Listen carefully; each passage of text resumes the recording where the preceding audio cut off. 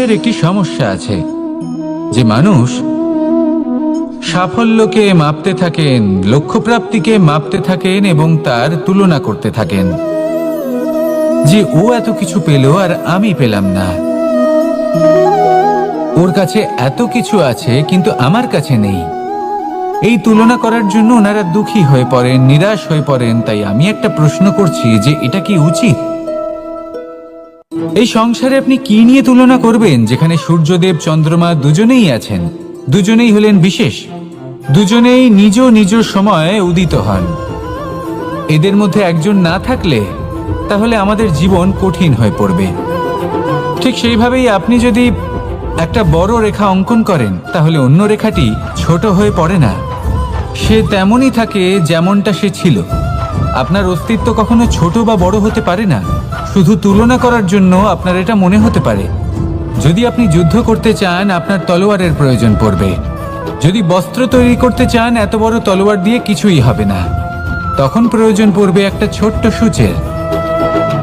তাই তুলনা করবেন না, না নিজেকে ছোট মনে করবেন না অন্য কাউকে। সবার সাথে সহযোগিতা করুন, আর যদি তুলনা করতেই হয় নিজের সাথে করুন যে কাল আমি কেমন ব্যক্তি ছিলাম, আজ কি তার থেকে শ্রেষ্ঠ হয়ে উঠতে পেরেছি। ভেবে দেখুন ভবিষ্যতে গিয়ে আপনি কতটা শ্রেষ্ঠ ব্যক্তি হতে পারেন। আসুন আমার সাথে ভালোবেসে বলুন রাধা রাধা। বস্ত্র আমাদের সকলের প্রিয়, এটা আমাদের জীবনযাপনের জন্য প্রয়োজনীয়। আমরা সবসময় চেষ্টা করি সেই বস্ত্র পরতে যা পরলে আমাদের দেখতে ভালো লাগে। কিন্তু কখনো এই কথা ভেবে দেখেছেন যে কিছু বস্ত্র যদি স্বচ্ছ হয় তাহলে তা পুরনো হলেও দেখতে ভালো লাগে? ঠিক তেমনি যেমন কোনো খাবার যদি মশলাদার না হয়, অত্যন্ত সুস্বাদু নাও হয়, কিন্তু যদি তা গরম হয়, টাটকা হয়, তাহলে খেতে ভালোই লাগে। ঠিক সেইভাবেই যদি কোনো ব্যক্তি সুন্দর নাও হয় কিন্তু তার কথা খুবই মধুর হয়, তাহলে সেই ব্যক্তি সকলের প্রিয় হয়। কোনো ব্যক্তি যদি ধনবান নাও হন কিন্তু তিনি যদি গুণী হন তাহলে এই সংসারে সম্মান লাভ করেন। সেই জন্য কখনো এই বিষয়ে দুঃখ পাবেন না যে আপনার কাছে ভৌতিক স্বাচ্ছন্দ্য নেই।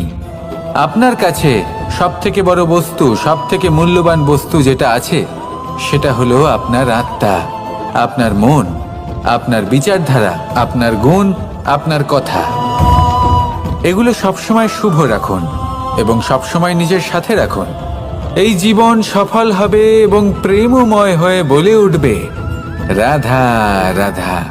নন্দ বাবাও খেলার ছলে খুব বড় বড় শিক্ষা দিতেন। অনেকদিন আগেকার কথা, বাবা আমার জন্য একটা মানচিত্র নিয়ে এলেন। এটা ছিল জম্বুদ্বীপের মানচিত্র, ঠিক যেন একটা ধাঁধা যা টুকরো টুকরো করে বিভিন্ন দিকে ছড়ানো, যেগুলোকে আমায় জুড়তে হতো। ব্যাস শুধু এটুকুই ছিল আমার কাজ। আমি বারবার প্রচেষ্টা করলাম কিন্তু বারবার অসফলই রয়ে গেলাম। বাবা এটা দেখলেন এবং হাসলেন। বাবা বললেন, একটা কাজ করো, এই প্রত্যেকটি অংশকে উল্টে রাখো। আমিও উল্টে রাখলাম। তারপরে দেখলাম প্রত্যেক অংশে মানুষের শরীরের কোনো না কোনো অংশ চিহ্নিত। কোথাও হাত আছে, পা আছে, কোথাও মুখ আছে। বাবা বললেন যে এবার এটা জুড়তে চেষ্টা করো। আমিও জুড়ে দিলাম। মানুষের মানচিত্র পূর্ণ হলো। এবার বাবা বললেন এটা উল্টে রাখো, মানচিত্র পূর্ণ আকার ধারণ করেছে। আমি বললাম ঠিক আছে। আমি উল্টে রাখলাম, দেখলাম জম্বুদ্বীপের মানচিত্র পূর্ণ হয়েছে। বাবা বললেন যদি দেশকে সফল করে তুলতে চাও, শক্তিশালী করতে চাও, স্থির বানাতে চাও, তাহলে সবার আগে দেশবাসীকে একত্রিত করতে শেখো। সকল সৈন্যগণ যখন একজোট হয়ে দাঁড়াবে তখন দেশের শক্তি আরো বেড়ে যাবে। শুধু তাই নয়, বাবা বললেন যদি ভালোবাসার সাথে জড়িয়ে পড়ো তাহলে পরমাত্মাও তোমার সামনে এসে দেখা দেবেন। তাহলে এটাই করুন আর আমার সাথে ভালোবেসে বলুন রাধা রাধা। ছোটবেলা থেকেই আমি গরু চড়িয়ে অভ্যস্ত, সেই জন্য সকলে আমাকে গোপাল নামে ডাকত। কিন্তু গোপাল হয়ে আমি একটা অমূল্য শিক্ষা লাভ করেছি। আমি দেখেছি যে গৌশালাতে অনেক বাছুরের মধ্যে একটি গাই তার নিজের বাছুরকে অবশ্যই চিনে ফেলে। যেখানে সমস্ত বাছুর একই রকম দেখতে এবং প্রত্যেকের স্বরও সমান, তারপরেও সকল বাছুরের মধ্যে নিজের বাছুরকে ঠিক চিনতে পেরে যায় এবং তার সাথেই থাকে। ঠিক এইরকমই কিছুটা হয় আমাদের কর্ম এবং তার কর্মফল। আপনি সবার মাঝে থেকেও কোনো কর্ম যদি করেন, সেই কর্মফল সবার মধ্যে আপনাকে চিনে ফেলবে এবং আপনার সাথেই থাকবে। তাই যখনই কর্ম করবেন ভেবে চিন্তে করবেন। কোনো কর্ম করার আগে একবার ভেবে দেখুন, তাহলে জীবনে বারংবার অনুতপ্ত হতে হবে না। কারণ বিষয়টা কিছুটা এরকম যে এই সংসারে আপনি কাল, কর্মফল এবং সময়, এই তিনের হাত থেকে কখনো লুকোতে পারবেন না, কখনো পালাতেও পারবেন না। আসুন আমার সাথে ভালোবেসে বলুন, রাধা রাধা। জন্ম এবং মৃত্যু, একটি হলো জীবনের সূত্রপাত, আরেকটি জীবনের সমাপ্তি। এটা হলো একটি চক্র এবং প্রত্যেক চক্রের মতোই এটাও যেখান থেকে শুরু হয় সেখানে এসেই সমাপ্ত হয়। অর্থাৎ প্রত্যেক ব্যক্তি যারা জন্ম নিয়েছেন তার জন্মের সাথে এটা সুনিশ্চিত হয়ে যায় যে তার মৃত্যু হলো অবশ্যম্ভাবী। এই সংসারে এমন কিছুই নেই যা চিরকালের মতো থেকে যায়। এবার এটা আমরা সবাই জানি। আমাদের কাছে যে জীবনটা আছে, যেটা আমরা যাপন করতে পারি, সেই সময়কালে আমরা কি করতে পারি সেটা গুরুত্বপূর্ণ। এমন কিছু করুন যার ফলে মৃত্যুর পরেও আপনি অমর হয়ে থাকবেন। আমাদের কথা, আমাদের কর্ম এই সংসারে প্রেরণা প্রদান করতে পারে। আর যদি আমরা প্রেরণা নাও জোগাতে পারি, তাও এই সন্তোষ বোধ যেন থাকে যে আমরা আমাদের জীবন ব্যর্থ হতে দিইনি। এই জীবন যাপন করার ইচ্ছেতেই আমরা সময় ব্যর্থ করে দিই। আর এই জীবনকে যাপন করার সর্বশ্রেষ্ঠ উপায় হলো এটাই যে কখন আমাদের মৃত্যু হবে, কিভাবে আমাদের মৃত্যু হবে, এই চিন্তা ত্যাগ করে যেন আমরা বর্তমানে বেঁচে থাকি, আজকে বেঁচে থাকি, আজকে দাঁড়িয়ে কর্ম করি এবং আজ যে সংকট সামনে তার সম্মুখীন হই। ভবিষ্যতের পথ নিজে থেকেই উন্মুক্ত হবে। আপনার জীবনে অনেক বড় বড় বিপদরূপী পাথর আসবে। সেই পাথরগুলিকে এতটাই দুর্বল করে দিন যাতে সেই পথ আপনি অগ্রসর হওয়ার পরে আপনার পেছন পেছন যে সেই পথ দিয়ে আসবেন তিনিও যেন সহজেই পাথর চূর্ণ করে সামনে অগ্রসর হতে পারেন। মনে রাখবেন, আপনার প্রচেষ্টারও একটা মাহাত্ম্য আছে। যদি আপনি কোনো কেল্লার শিখরে পতাকা উত্তোলন নাও করতে পারেন, তাহলেও আপনার প্রচেষ্টার যে মাহাত্ম্য তা কখনো কমে যাবে না। সেই জন্য প্রচেষ্টা করতে থাকুন আর আমার সাথে ভালোবেসে বলুন, রাধা রাধা। মানুষ সবসময় চায় যে তার জীবনে যেন কখনো কোনো সমস্যাই না আসে। সে চায় তার জীবন যেন শুধুমাত্র শান্তি এবং সুখের দ্বারা পূর্ণ থাকে। কিন্তু এই চাহিদা অনুচিত কিছু নয়। আমরা সবাই এটাই চাই যে জীবনে সুখ থাক, শান্তি থাক। কিন্তু এই কথা সবসময় মনে রাখবেন, যে সূর্য উদিত হন সংসারকে প্রকাশমান করেন, দুপুরবেলায় সংসারকে রৌদ্র প্রদান করেন, সন্ধেবেলায় তাকেও অস্ত যেতে হয়। এবার আমাদের জীবন চক্র কিছুটা এরকমই। কোনো কিছুই চিরকাল একরকম থাকে না। কখনো এই নদীকে দেখুন যা বয়ে চলেছে। এই নদী যা বয়ে চলেছে তার পথেও অনেক বিপদ আসে। বড় বড় পাথরের সম্মুখীন হয়ে তাকেও সামনে এগিয়ে যেতে হয়। একটি পুকুর যা চারদিক থেকে ঘেরা, তার জীবনে কিন্তু কোনো সমস্যা নেই। কিন্তু এই সংসারে পুকুরের পুজো করা হয় না, পুজো করা হয় নদীকে। মনে রাখবেন, সমস্যার ঊর্ধ্বে তিনি উঠতে পারেন যিনি সমাধি লাভ করেছেন, যিনি এই সংসারেই নেই। যিনি এই সংসারে আছেন এবং জীবিত আছেন, তার জীবনের সমস্যা হলো শ্বাসবায়ুর মতোই গুরুত্বপূর্ণ। আসুন আমার সাথে ভালোবেসে বলুন, রাধা রাধা। বন হলো আমাদের সবারই প্রিয়। সেখানকার সৌন্দর্য, শান্তি, সেখানকার পরিবেশ আমাদের সকলের ভালো লাগে এবং সেখান থেকে আমরা কাঠ পাই, যা সংসারে আমাদের জীবনে আমাদের খুব সহায়ক হয়ে ওঠে। এর দ্বারা আমরা অনেক কিছুই প্রাপ্ত করতে পারি। অনেক বাদ্যযন্ত্র আমরা লাভ করতে পারি। এর অনেকভাবে প্রয়োগ সম্ভব। কিছু কাঠ অত্যন্ত সুগন্ধি হয় যা আমরা ঈশ্বরকে নিবেদন করি, যেমন চন্দন।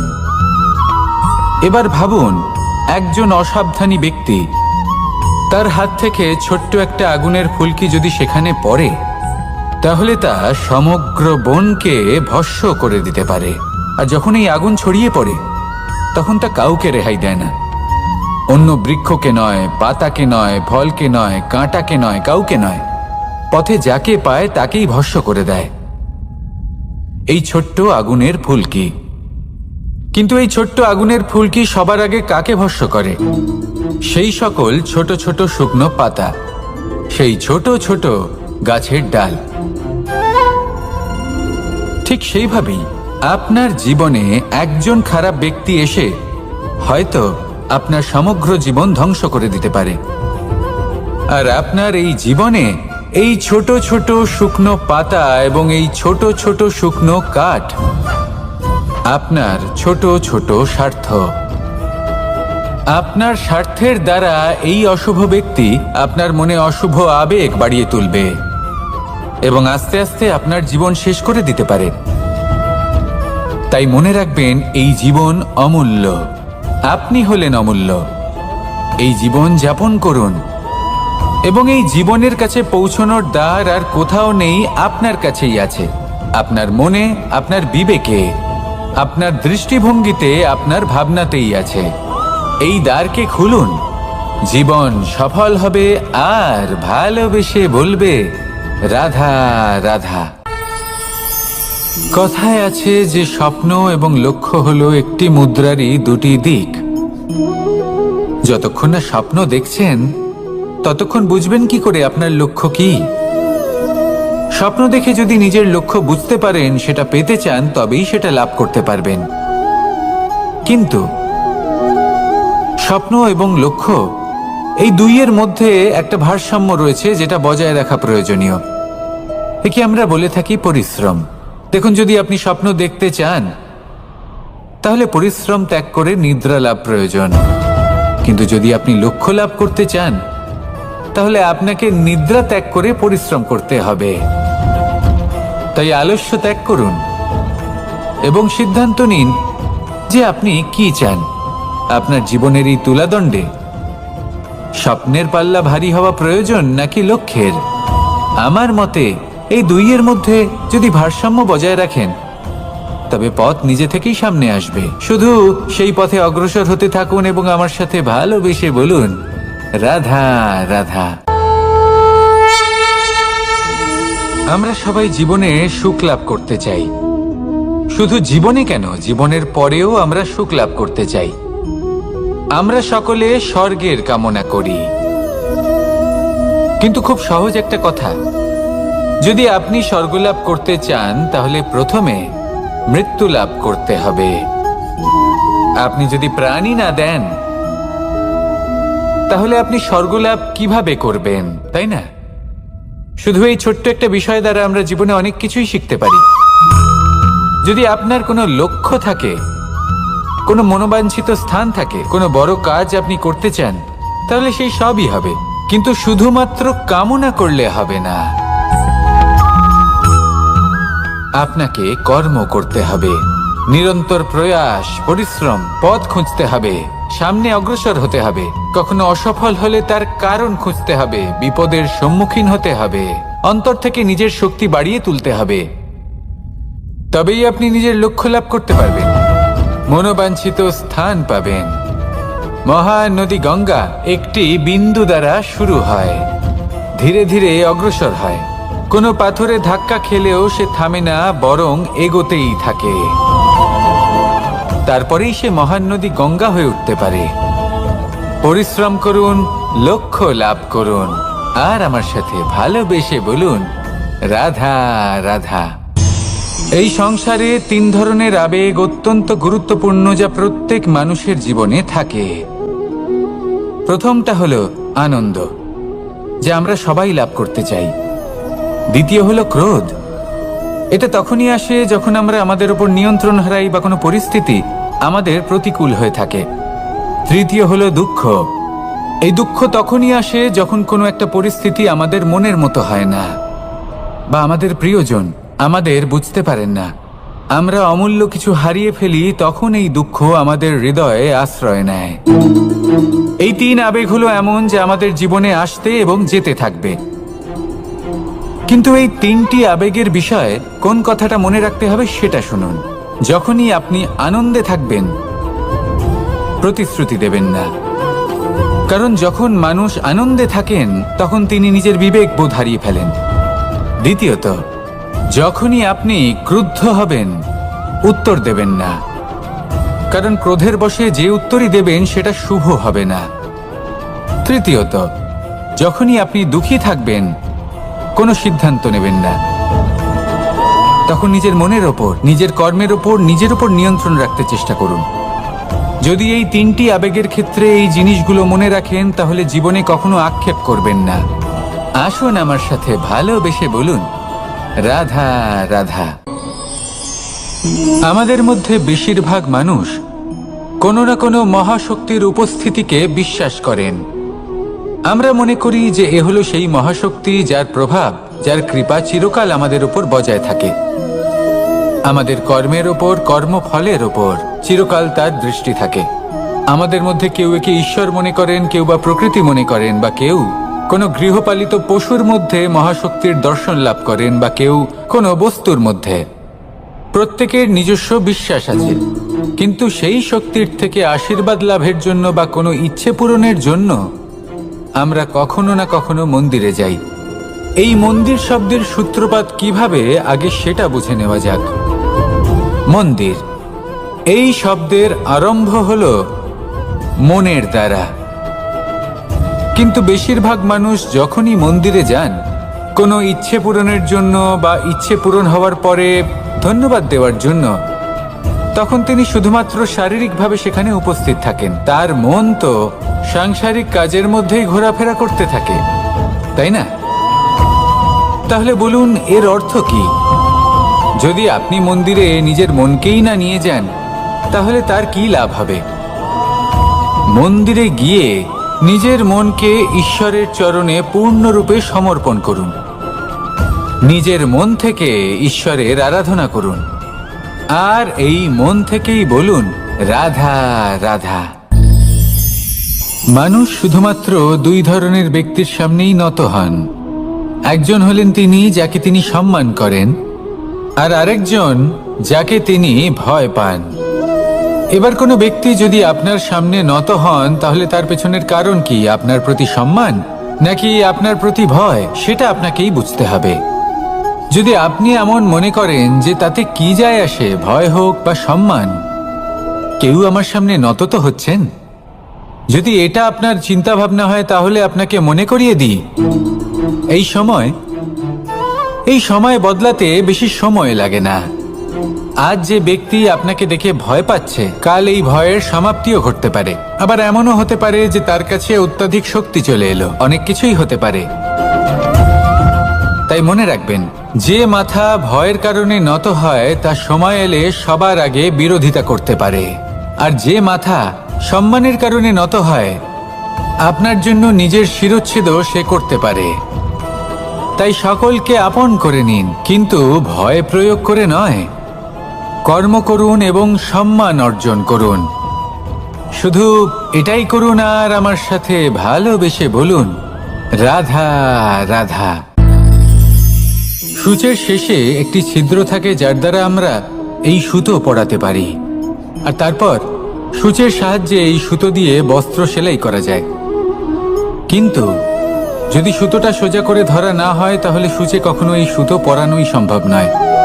যদি এতে কোনো গিঁট পড়ে, তখন তা কখনোই এই ছিদ্র দ্বারা প্রবেশ করা সম্ভব নয়। ঠিক এইভাবেই যদি আপনি কারোর জীবনে প্রবেশ করতে চান, কারোর অন্তরে প্রবেশ করতে চান, তাহলে আপনাকেও সহজ থাকতে হবে। এতে কোনো গিঁট থাকলে চলবে না, অর্থাৎ মনে যাতে কোনো মালিন্য না থাকে, যেন কোনো কুচিন্তা না থাকে। যদি এসব থাকে, তাহলে আপনি কখনো কারোর জীবনে প্রবেশ করতে পারবেন না। আর যদি কোনোভাবে আপনি প্রবেশ করেও যান, তাহলে তার মনে ঘর করতে পারবেন না।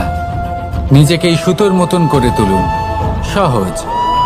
মনে যেন কোনো কুচিন্তা না থাকে, সবার প্রতি যেন সদ্ভাবনা থাকে, শুভ চিন্তা থাকে। এমনটা করতে থাকুন। এমন একটা দিন আসবে যেদিন এই সমস্ত সংসারের ব্যক্তির মনে আপনি বাস করবেন, আর তখন এই মন প্রসন্ন হয়ে বলবে, রাধা রাধা।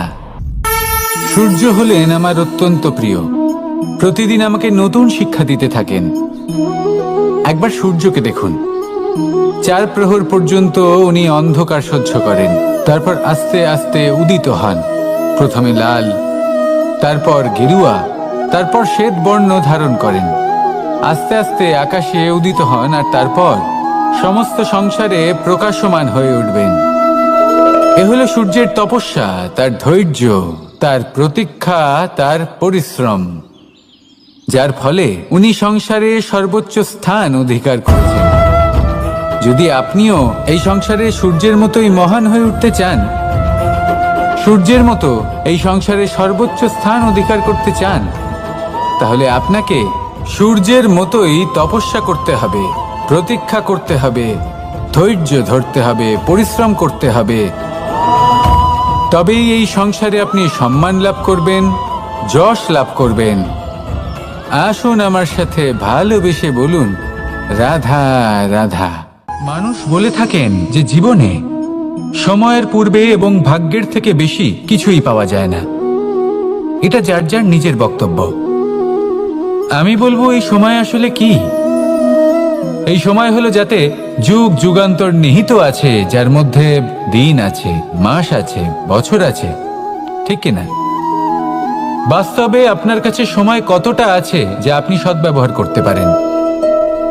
তখন থেকে আছে যখন থেকে আপনি নিজেকে বুঝতে শুরু করেন। ততক্ষণ আছে যতক্ষণ না আপনি এই সংসার ছেড়ে চলে যাচ্ছেন। শুধু এটুকু সময় আছে আপনার কাছে। আর যদি ভাগ্যের কথা বলা হয়, তাহলে ভাগ্য হলো সেই পরিস্থিতি যখন মানুষ নিজেকে সময়ের হাতে সমর্পণ করে দেন, তাকে ভাগ্য বলে। অর্থাৎ আপনি জীবনে পরিশ্রম করেছেন, বিপদের সম্মুখীন হয়েছেন, সামনে এগিয়ে গেছেন, কোথাও পৌঁছে গেছেন, এবং তখন আপনার মনে হলো যে ব্যাস এখানেই থেমে যাওয়া উচিত। তাহলে সেটাই হবে আপনার ভাগ্য। যদি ভাগ্যের কথা বলা হয়, তাহলে বলবো সত্যবানের ভাগ্যে মৃত্যু লেখা ছিল, কিন্তু সাবিত্রীর কর্ম তাকে পুনর্জীবিত করে তুলেছিল। অর্থাৎ এই ভাগ্য বদল করা সম্ভব কর্ম এবং পরিশ্রমের দ্বারা। ভেবে দেখুন, রাবণ মাতা সীতাকে হরণ করেছিল। যদি শ্রীরাম সেটাকে ভাগ্য বলে মেনে নিতেন, তাহলে কখনো ভাগ্য বিধাতা হয়ে উঠতে পারতেন না। ভাগ্য হলো একটা বাঁধন যেটাকে ভেঙে ফেলা খুব প্রয়োজনীয়। নিজের লক্ষ্যের কাছে পৌঁছতে হবে। হতেই পারে এই লক্ষ্য হলো পরমাত্মার কাছে পৌঁছে যাওয়া। আপনি যদি পরমাত্মার কাছে পৌঁছতে নাও পারেন, তাও সেই পথে কিছুটা অগ্রসর হতে পারছেন, তাই না? তাহলে ভাগ্যের এই বাঁধন ভেঙে ফেলুন, নিজের কর্মের দ্বারা নিজের প্রারব্ধ গড়ে তুলুন এবং আমার সাথে ভালোবেসে বলুন, রাধা রাধা। মানুষের একটি সমস্যা আছে যে মানুষ সাফল্যকে মাপতে থাকেন, লক্ষ্যপ্রাপ্তিকে মাপতে থাকেন এবং তার তুলনা করতে থাকেন যে ও এত কিছু পেল আর আমি পেলাম না, ওর কাছে এত কিছু আছে কিন্তু আমার কাছে নেই। এই তুলনা করার জন্য ওনারা দুঃখী হয়ে পড়েন, নিরাশ হয়ে পড়েন। তাই আমি একটা প্রশ্ন করছি যে এটা কি উচিত? এই সংসারে আপনি কি নিয়ে তুলনা করবেন, যেখানে সূর্যদেব চন্দ্রমা দুজনেই আছেন, দুজনেই হলেন বিশেষ, দুজনেই নিজ নিজ সময়ে উদিত হন। এদের মধ্যে একজন না থাকলে তাহলে আমাদের জীবন কঠিন হয়ে পড়বে। ঠিক সেইভাবেই আপনি যদি একটা বড় রেখা অঙ্কন করেন, তাহলে অন্য রেখাটি ছোট হয়ে পড়ে না, সে তেমনই থাকে যেমনটা সে ছিল। আপনার অস্তিত্ব কখনো ছোট বা বড় হতে পারে না। শুধু তুলনা করার জন্য আপনার এটা মনে হতে পারে। যদি আপনি যুদ্ধ করতে চান, আপনার তলোয়ারের প্রয়োজন পড়বে। যদি বস্ত্র তৈরি করতে চান, এত বড় তলোয়ার দিয়ে কিছুই হবে না, তখন প্রয়োজন পড়বে একটা ছোট্ট সূচের। তাই তুলনা করবেন না, না নিজেকে ছোট মনে করবেন, না অন্য কাউকে। সবার সাথে সহযোগিতা করুন, আর যদি তুলনা করতেই হয় নিজের সাথে করুন, যে কাল আমি কেমন ব্যক্তি ছিলাম, আজ কি তার থেকে শ্রেষ্ঠ হয়ে উঠতে পেরেছি? ভেবে দেখুন ভবিষ্যতে গিয়ে আপনি কতটা শ্রেষ্ঠ ব্যক্তি হতে পারেন। আসুন আমার সাথে ভালোবেসে বলুন, রাধা রাধা। বস্ত্র আমাদের সকলের প্রিয়, এটা আমাদের জীবনযাপনের জন্য প্রয়োজনীয়। আমরা সবসময় চেষ্টা করি সেই বস্ত্র পরতে যা পরলে আমাদের দেখতে ভালো লাগে। কিন্তু কখনো এই কথা ভেবে দেখেছেন যে কিছু বস্ত্র যদি স্বচ্ছ হয় তাহলে তা পুরনো হলেও দেখতে ভালো লাগে। ঠিক তেমনই যেমন কোনো খাবার যদি মশলাদার না হয়, অত্যন্ত সুস্বাদু নাও হয়, কিন্তু যদি তা গরম হয়, টাটকা হয়, তাহলে খেতে ভালোই লাগে।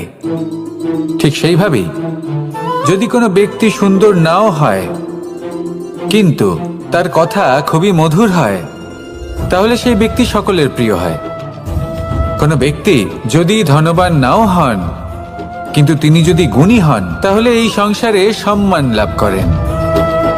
সেই জন্য কখনো এই বিষয়ে দুঃখ পাবেন না যে আপনার কাছে ভৌতিক স্বাচ্ছন্দ্য নেই। আপনার কাছে সব থেকে বড় বস্তু, সব থেকে মূল্যবান বস্তু যেটা আছে সেটা হলো আপনার আত্মা, আপনার মন, আপনার বিচারধারা, আপনার গুণ, আপনার কথা। এগুলো সবসময় শুভ রাখুন এবং সবসময় নিজের সাথে রাখুন। এই জীবন সফল হবে এবং প্রেমময় হয়ে বলে উঠবে রাধা রাধা। নন্দ বাবাও খেলার ছলে খুব বড় বড় শিক্ষা দিতেন। অনেকদিন আগেকার কথা, বাবা আমার জন্য একটা মানচিত্র নিয়ে এলেন। এটা ছিল জম্বুদ্বীপের মানচিত্র, ঠিক যেন একটা ধাঁধা যা টুকরো টুকরো করে বিভিন্ন দিকে ছড়ানো, যেগুলোকে আমায় জুড়তে হতো। ব্যাস শুধু এটুকুই ছিল আমার কাজ। আমি বারবার প্রচেষ্টা করলাম কিন্তু বারবার অসফলই রয়ে গেলাম। বাবা এটা দেখলেন এবং হাসলেন। বাবা বললেন, একটা কাজ করো, এই প্রত্যেকটি অংশকে উল্টে রাখো। আমিও উল্টে রাখলাম। তারপরে দেখলাম প্রত্যেক অংশে মানুষের শরীরের কোনো না কোনো অংশ চিহ্নিত। কোথাও হাত আছে, পা আছে, কোথাও মুখ আছে। বাবা বললেন যে এবার এটা জুড়তে চেষ্টা করো। আমিও জুড়ে দিলাম। মানুষের মানচিত্র পূর্ণ হলো। এবার বাবা বললেন এটা উল্টে রাখো, মানচিত্র পূর্ণ আকার ধারণ করেছে। আমি বললাম ঠিক আছে। আমি উল্টে রাখলাম, দেখলাম জম্বুদ্বীপের মানচিত্র পূর্ণ হয়েছে। বাবা বললেন, যদি দেশকে সফল করে তুলতে চাও, শক্তিশালী করতে চাও, স্থির বানাতে চাও, তাহলে সবার আগে দেশবাসীকে একত্রিত করতে শেখো। সকল সৈন্যগণ যখন একজোট হয়ে দাঁড়াবে তখন দেশের শক্তি আরো বেড়ে যাবে। শুধু তাই নয়, বাবা বললেন যদি ভালোবাসার সাথে জড়িয়ে পড়ো তাহলে পরমাত্মাও তোমার সামনে এসে দেখা দেবেন। তাহলে এটাই করুন আর আমার সাথে ভালোবেসে বলুন রাধা রাধা। ছোটবেলা থেকেই আমি গরু চড়িয়ে অভ্যস্ত, সেই জন্য সকলে আমাকে গোপাল নামে ডাকত। কিন্তু গোপাল হয়ে আমি একটা অমূল্য শিক্ষা লাভ করেছি। আমি দেখেছি যে গৌশালাতে অনেক বাছুরের মধ্যে একটি গাই তার নিজের বাছুরকে অবশ্যই চিনে ফেলে। যেখানে সমস্ত বাছুর একই রকম দেখতে এবং প্রত্যেকের স্বরও সমান, তারপরেও সকল বাছুরের মধ্যে নিজের বাছুরকে ঠিক চিনতে পেরে যায় এবং তার সাথেই থাকে। ঠিক এইরকমই কিছুটা হয় আমাদের কর্ম এবং তার কর্মফল। আপনি সবার মাঝে থেকেও কোনো কর্ম যদি করেন, সেই কর্মফল সবার মধ্যে আপনাকে চিনে ফেলবে এবং আপনার সাথেই থাকবে। তাই যখনই কর্ম করবেন ভেবে চিন্তে করবেন। কোনো কর্ম করার আগে একবার ভেবে দেখুন, তাহলে জীবনে বারংবার অনুতপ্ত হতে হবে না। কারণ বিষয়টা কিছুটা এরকম যে এই সংসারে আপনি কাল, কর্মফল এবং সময়, এই তিনের হাত থেকে কখনো লুকোতে পারবেন না, কখনো পালাতেও পারবেন না। আসুন আমার সাথে ভালোবেসে বলুন রাধা রাধা। জন্ম এবং মৃত্যু, একটি হলো জীবনের সূত্রপাত, আরেকটি জীবনের সমাপ্তি। এটা হলো একটি চক্র এবং প্রত্যেক চক্রের মতোই এটাও যেখান থেকে শুরু হয় সেখানে এসেই সমাপ্ত হয়। অর্থাৎ প্রত্যেক ব্যক্তি যারা জন্ম নিয়েছেন তার জন্মের সাথে এটা সুনিশ্চিত হয়ে যায় যে তার মৃত্যু হলো অবশ্যম্ভাবী। এই সংসারে এমন কিছুই নেই যা চিরকালের মতো থেকে যায়। এবার এটা আমরা সবাই জানি। আমাদের কাছে যে জীবনটা আছে, যেটা আমরা যাপন করতে পারি, সেই সময়কালে আমরা কি করতে পারি সেটা গুরুত্বপূর্ণ। এমন কিছু করুন যার ফলে মৃত্যুর পরেও আপনি অমর হয়ে থাকবেন। আমাদের কথা, আমাদের কর্ম এই সংসারে প্রেরণা প্রদান করতে পারে। আর যদি আমরা প্রেরণা নাও জোগাতে পারি, তাও এই সন্তোষ বোধ যেন থাকে যে আমরা আমাদের জীবন ব্যর্থ হতে দিইনি। এই জীবন যাপন করার ইচ্ছেতেই আমরা সময় ব্যর্থ করে দিই। আর এই জীবনকে যাপন করার সর্বশ্রেষ্ঠ উপায় হলো এটাই যে কখন আমাদের মৃত্যু হবে, কিভাবে আমাদের মৃত্যু হবে, এই চিন্তা ত্যাগ করে যেন আমরা বর্তমানে বেঁচে থাকি, আজকে বেঁচে থাকি, আজকে দাঁড়িয়ে কর্ম করি এবং আজ যে সংকট সামনে তার সম্মুখীন হই। ভবিষ্যতের পথ নিজে থেকেই উন্মুক্ত হবে। আপনার জীবনে অনেক বড় বড় বিপদরূপী পাথর আসবে। সেই পাথরগুলিকে এতটাই দুর্বল করে দিন যাতে সেই পথ আপনি অগ্রসর হওয়ার পরে আপনার পেছন পেছন যে সেই পথ দিয়ে আসবেন তিনিও যেন সহজেই পাথর চূর্ণ করে সামনে অগ্রসর হতে পারেন। মনে রাখবেন, আপনার প্রচেষ্টারও একটা মাহাত্ম্য আছে। যদি আপনি কোনো কেল্লার শিখরে পতাকা উত্তোলন নাও করতে পারেন, তাহলেও আপনার প্রচেষ্টার যে মাহাত্ম্য তা কখনো কমে যাবে না। সেই জন্য প্রচেষ্টা করতে থাকুন আর আমার সাথে ভালোবেসে বলুন, রাধা রাধা। মানুষ সবসময় চায় যে তার জীবনে যেন কখনো কোনো সমস্যাই না আসে। সে চায় তার জীবন যেন শুধুমাত্র শান্তি এবং সুখের দ্বারা পূর্ণ থাকে। কিন্তু এই চাহিদা অনুচিত কিছু নয়। আমরা সবাই এটাই চাই যে জীবনে সুখ থাক, শান্তি থাক।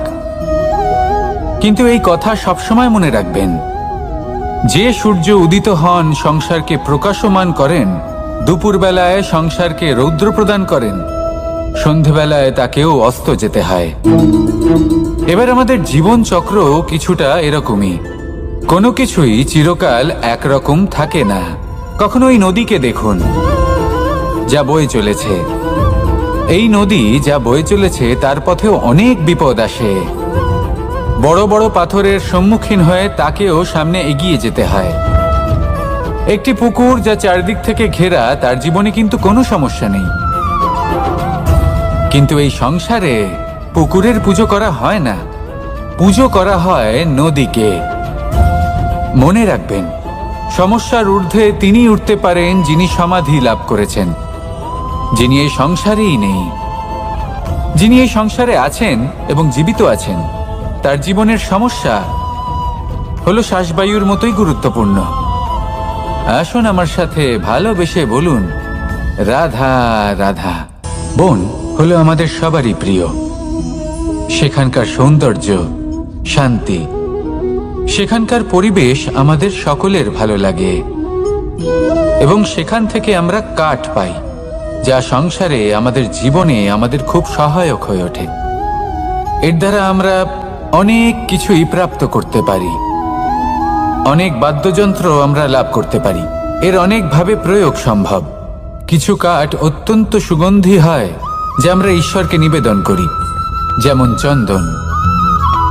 এবার ভাবুন, একজন অসাবধানী ব্যক্তি তার হাত থেকে ছোট্ট একটা আগুনের ফুলকি যদি সেখানে পড়ে, তাহলে তা সমগ্র বনকে ভস্ম করে দিতে পারে। আর যখন এই আগুন ছড়িয়ে পড়ে, তখন তা কাউকে রেহাই দেয় না। অন্য বৃক্ষকে নয়, পাতাকে নয়, ফলকে নয়, কাঁটাকে নয়, কাউকে নয়, পথে যাকে পায় তাকেই ভস্ম করে দেয়। এই ছোট্ট আগুনের ফুলকি। কিন্তু এই ছোট্ট আগুনের ফুলকি সবার আগে কাকে ভস্ম করে? সেই সকল ছোট ছোট শুকনো পাতা, সেই ছোট ছোট গাছের ডাল। ঠিক সেইভাবেই আপনার জীবনে একজন খারাপ ব্যক্তি এসে হয়তো আপনার সমগ্র জীবন ধ্বংস করে দিতে পারে। আর আপনার এই জীবনে এই ছোট ছোট শুকনো পাতা এবং এই ছোট ছোট শুকনো কাঠ আপনার ছোট ছোট স্বার্থ। আপনার স্বার্থের দ্বারা এই অশুভ ব্যক্তি আপনার মনে অশুভ আবেগ বাড়িয়ে তুলবে এবং আস্তে আস্তে আপনার জীবন শেষ করে দিতে পারে। তাই মনে রাখবেন, এই জীবন অমূল্য। আপনি হলেন অমূল্য। এই জীবন যাপন করুন এবং এই জীবনের কাছে পৌঁছানোর দ্বার আর কোথাও নেই, আপনার কাছেই আছে। আপনার মনে, আপনার বিবেকে, আপনার দৃষ্টিভঙ্গিতে, আপনার ভাবনাতেই আছে। এই দ্বারকে খুলুন, জীবন সফল হবে আর ভালোবেসে বলবে, রাধা রাধা। কথায় আছে যে স্বপ্ন এবং লক্ষ্য হলো একটি মুদ্রারই দুটি দিক। যতক্ষণ না স্বপ্ন দেখছেন ততক্ষণ বুঝবেন কি করে আপনার লক্ষ্য কি? স্বপ্ন দেখে যদি নিজের লক্ষ্য বুঝতে পারেন, সেটা পেতে চান, তবেই সেটা লাভ করতে পারবেন। কিন্তু স্বপ্ন এবং লক্ষ্য এই দুইয়ের মধ্যে একটা ভারসাম্য রয়েছে যেটা বজায় রাখা প্রয়োজনীয়। একে আমরা বলে থাকি পরিশ্রম। দেখুন, যদি আপনি স্বপ্ন দেখতে চান তাহলে পরিশ্রম ত্যাগ করে নিদ্রা লাভ প্রয়োজন, কিন্তু যদি আপনি লক্ষ্য লাভ করতে চান তাহলে আপনাকে নিদ্রা ত্যাগ করে পরিশ্রম করতে হবে। তাই আলস্য ত্যাগ করুন এবং সিদ্ধান্ত নিন যে আপনি কি চান। আপনার জীবনের এই তুলাদণ্ডে স্বপ্নের পাল্লা ভারী হওয়া প্রয়োজন নাকি লক্ষ্যের? আমার মতে এই দুইয়ের মধ্যে যদি ভারসাম্য বজায় রাখেন তবে পথ নিজে থেকেই সামনে আসবে। শুধু সেই পথে অগ্রসর হতে থাকুন এবং আমার সাথে ভালোবেসে বলুন, রাধা রাধা। আমরা সবাই জীবনে সুখ লাভ করতে চাই। শুধু জীবনে কেন, জীবনের পরেও আমরা সুখ লাভ করতে চাই। আমরা সকলে স্বর্গের কামনা করি। কিন্তু খুব সহজ একটা কথা, যদি আপনি স্বর্গ লাভ করতে চান তাহলে প্রথমে মৃত্যু লাভ করতে হবে। আপনি যদি প্রাণই না দেন তাহলে আপনি স্বর্গ লাভ কিভাবে করবেন, তাই না? শুধু এই ছোট্ট একটা বিষয় দ্বারা আমরা জীবনে অনেক কিছুই শিখতে পারি। যদি আপনার কোনো লক্ষ্য থাকে, কোনো মনোবাঞ্ছিত স্থান থাকে, কোনো বড় কাজ আপনি করতে চান, তাহলে সেই সবই হবে। কিন্তু শুধুমাত্র কামনা করলে হবে না, আপনাকে কর্ম করতে হবে, নিরন্তর প্রয়াস, পরিশ্রম, পথ খুঁজতে হবে, সামনে অগ্রসর হতে হবে। কখনো অসফল হলে তার কারণ খুঁজতে হবে, বিপদের সম্মুখীন হতে হবে, অন্তর থেকে নিজের শক্তি বাড়িয়ে তুলতে হবে। তবেই আপনি নিজের লক্ষ্য লাভ করতে পারবেন, মনোবাঞ্ছিত স্থান পাবেন। মহান নদী গঙ্গা একটি বিন্দু দ্বারা শুরু হয়, ধীরে ধীরে অগ্রসর হয়। কোনো পাথরে ধাক্কা খেলেও সে থামে না, বরং এগোতেই থাকে। তারপরেই সে মহান নদী গঙ্গা হয়ে উঠতে পারে। পরিশ্রম করুন, লক্ষ্য লাভ করুন, আর আমার সাথে ভালোবেসে বলুন, রাধা রাধা। এই সংসারে তিন ধরনের আবেগ অত্যন্ত গুরুত্বপূর্ণ, যা প্রত্যেক মানুষের জীবনে থাকে।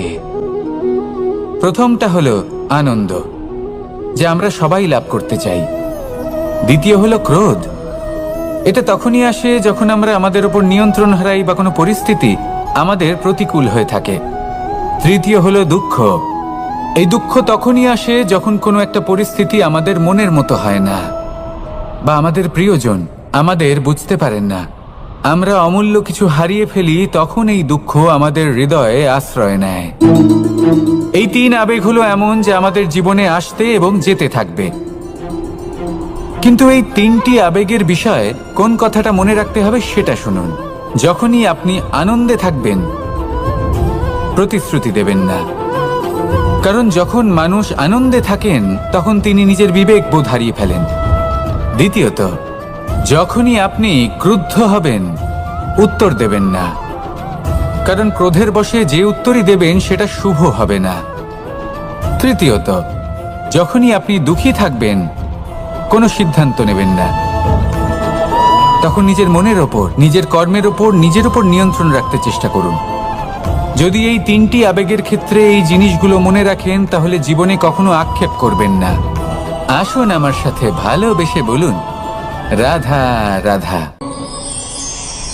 আমাদের মধ্যে বেশিরভাগ মানুষ কোনো না কোনো মহাশক্তির উপস্থিতিকে বিশ্বাস করেন। আমরা মনে করি যে এ হলো সেই মহাশক্তি যার প্রভাব, যার কৃপা চিরকাল আমাদের উপর বজায় থাকে। আমাদের কর্মের ওপর, কর্মফলের ওপর চিরকাল তার দৃষ্টি থাকে।